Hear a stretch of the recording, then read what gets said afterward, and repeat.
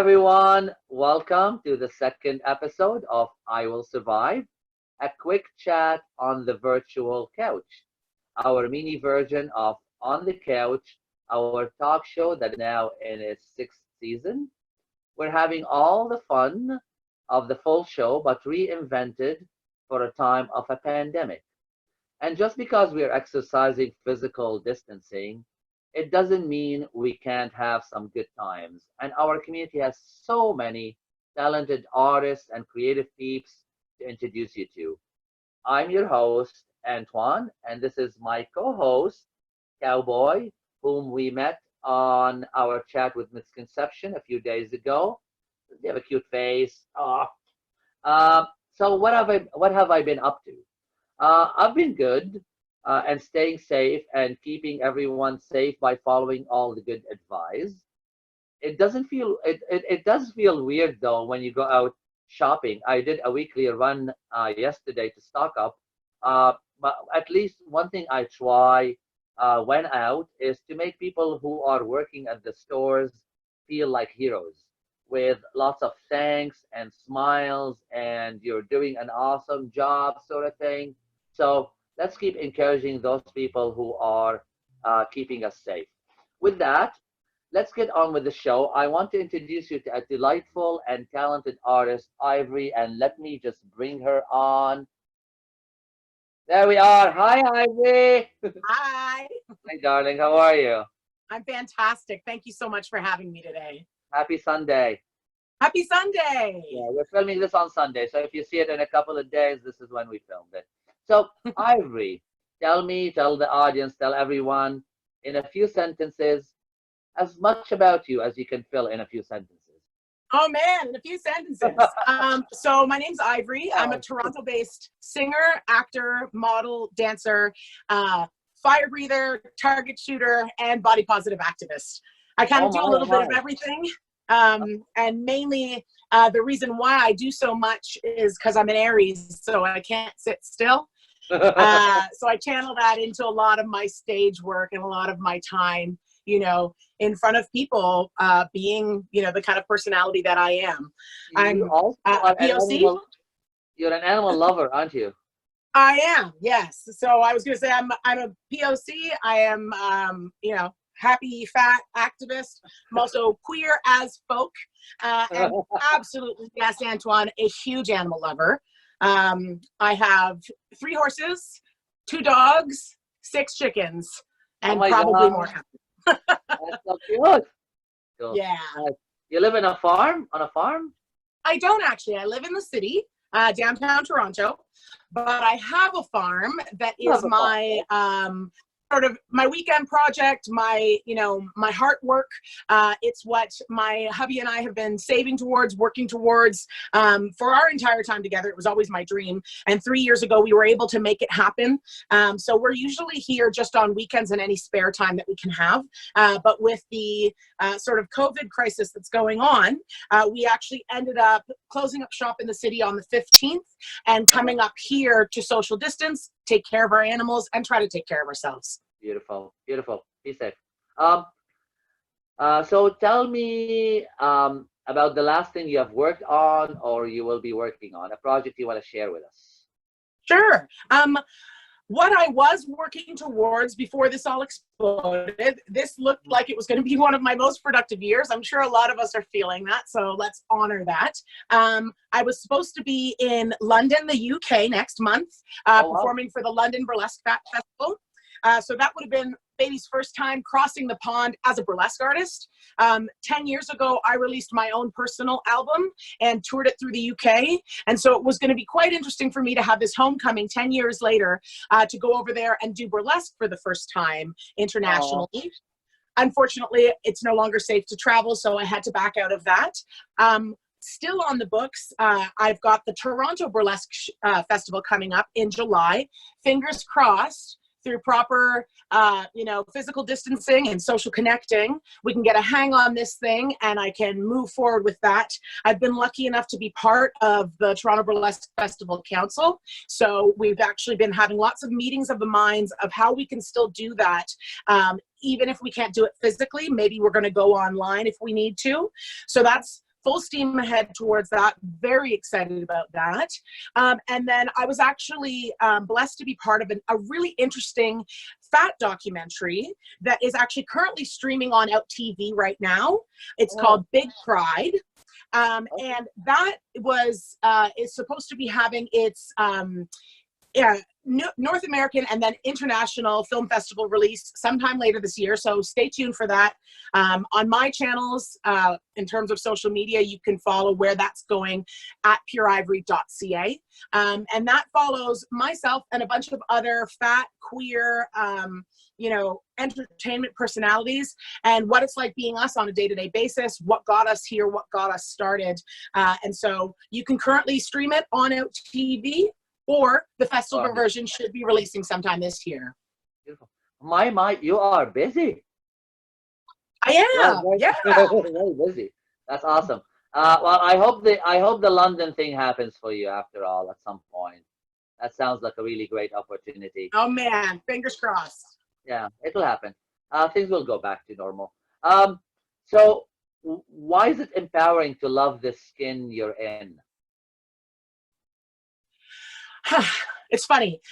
I think that it's empowering to love the skin you're in because it is self-preservation at its finest. If you walk around in a marginalized body, whether that's being a person of color, being a visibly queer person, being a fat person, a disabled person, anything that is other, there's a lot of stigma and a lot of pressure around how you don't belong or how you don't fit. And so finding that self-love and then being able to sort of wear it and project it outwards shows people and shows the masses how important it is for us to take up space.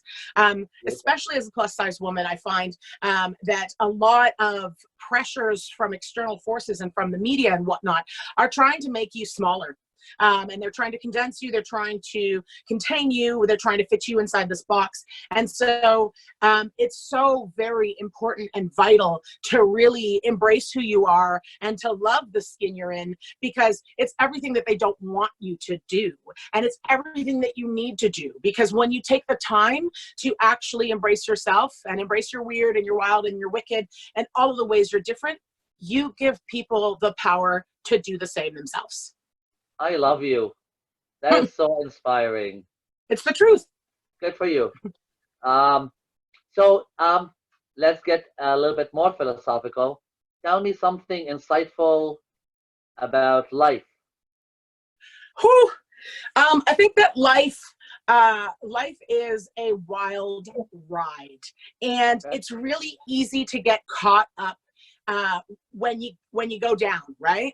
It's very easy to get caught in those spirals, to get mired in the negative.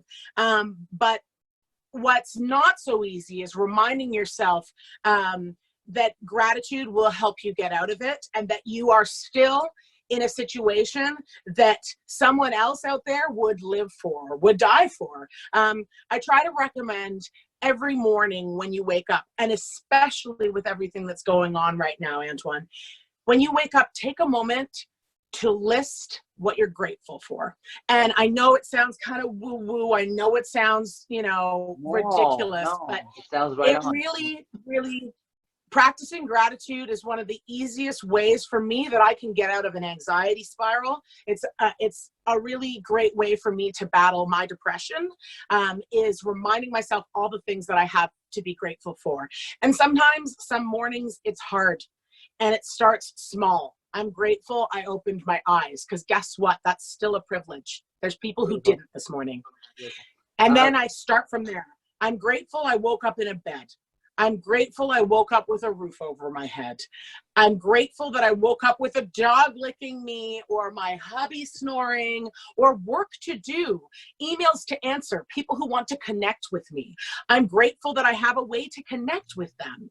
I'm grateful that I'm able to express myself. And it's funny because it's a spiral, and a positive one. And if you can spiral that kind of positivity, it actually will give you the momentum to get up and get moving and get going on your day. And if you find yourself running into obstacles, running into hurdles to face, take a moment, ground, breathe, and do your gratefuls. Find the reasons why you're grateful that day and list it off. There's some days that my list is so long, I start weeping. No joke. And there's some days it's short and I get interrupted by a phone call or whatnot, and it has to stop and life goes on. But it helps me set my intention. It helps me recognize that no matter where you're at, there's always somewhere worse you could be. And also there's always somewhere you've came from that you've overcome something. And it gives me that impulsion to keep moving forward.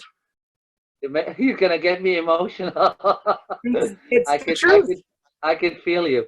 That's a beautiful advice. I kind of practice similar. I meditate daily on gratitude. That's one of the big things. Yes. I think the more we're grateful, the more we're able to handle life. I was going to ask you how you're spending your time during physical distancing, but you kind of answered. So you start the day with some gratitude. You take care of your animals, and you're staying on the farm. What else are you entertaining yourself with? I'm actually costuming, because one of the beautiful things about burlesque is that we get to create our own outfits and our own concepts of each act that goes on stage. So I've been doing lots of costuming, which is great. Lots of sewing to catch up on. That's just my day-to-day stuff. Like the other day I was actually darning socks. Who knew?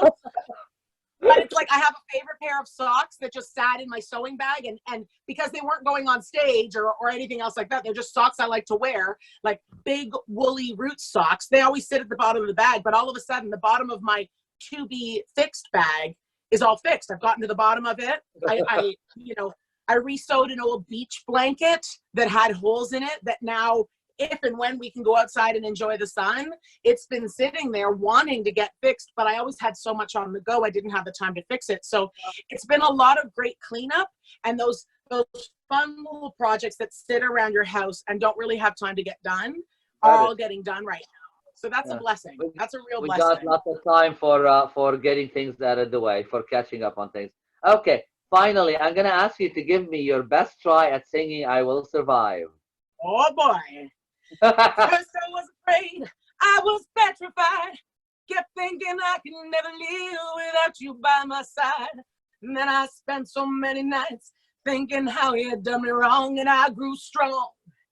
I learned how to get along, and so you're back from outer space. You just walked in to find me here with that sad look upon your face. Oh, Were you saying stop? Because I was ready. Thank you. No, that's good. Thank you. Thank you. Thank you. You are such a beautiful gal. You're a beautiful human being. Thank you for being here. I'm just going to say goodbyes to everybody. Everyone, this was fun. Hope you enjoyed the little break with us.